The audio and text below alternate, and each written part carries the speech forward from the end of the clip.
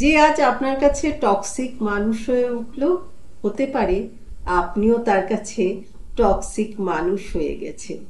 তবে দেখা গেল কাটাকুটি খেলাটা আপনিই মেলালেন।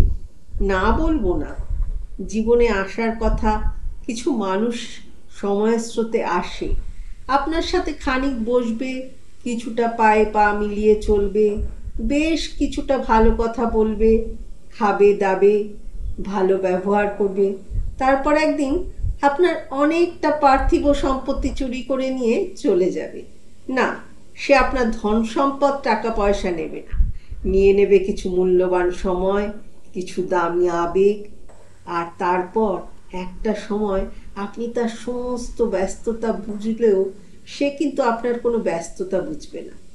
যে কারণের জন্য আপনার প্রতি তার ভালো লাগা জন্মেছিল, সেই কারণেই একসময় তার ভালো লাগা ঘোচার অন্যতম চরম অজুহাত হয়ে দাঁড়াবে। মানুষকে চেনা যায় না, কে ভালো কে খারাপ।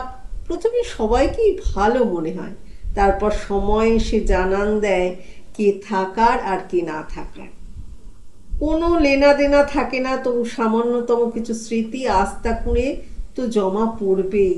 জানেন তো, একজন মানুষ হয়তো এককালীন ঝোড়ো হাওয়ার মতো এসে আপনাকে প্রচুর যত্ন দিয়ে যাবে, তারপর একদিন সামান্য কোনো কারণ দেখিয়ে এক মুহূর্তে অতীত হয়ে যাবে। টক্সিসিটি ছোট ফোঁড়ার মতো, অল্পেতেই প্রতিষেধক না দিলে পরে সেটাই মারণ রোগে দাঁড়াতে পারে। সময় থাকতে থাকতে জীবন থেকে মানুষ ছাঁটুন, প্রয়োজনে একদম কেটে বাদ দিয়ে দিন।